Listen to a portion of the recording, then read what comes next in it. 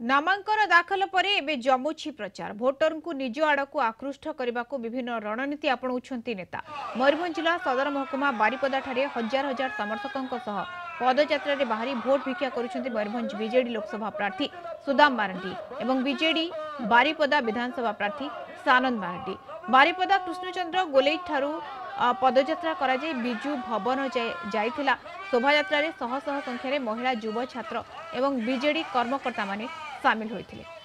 बिजु जनता दलर सांसद प्रार्थी माननीय श्रीयुक्त सुदाम मारांडी एवं बिजु जनता दलर विधायक प्रार्थी मु एवं आमर जते बिजु जनता महिला जनता दल एवं ता सहित युवा छात्र तो आरंभ करी अनेक जनसाधारण स्वतः प्रवृत्त भाव में ए पदयात्रा रे आसिक उपस्थित होती एवं ए पदयात्रा को समर्थन करछंती।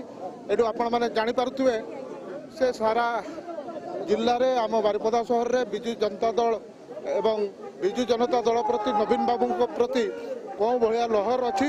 माननीय मुख्यमंत्री जो विकास यात्रा चली माननीय मुख्यमंत्री जो विकसित ओडिशा तैयारी करिवार जो स्वप्न सेटा को समर्थन करी हजार हजार संख्यार बारिपदा शहर समस्त वार्ड रु समस्ते आसती। तेणु समस्त को बहुत धन्यवाद कृतज्ञता जनइबी एवं निवेदन करी माननीय मुख्यमंत्री नवीन पट्टनायक को पुणी षष्ठ थर खरी आम शासन बसैबा।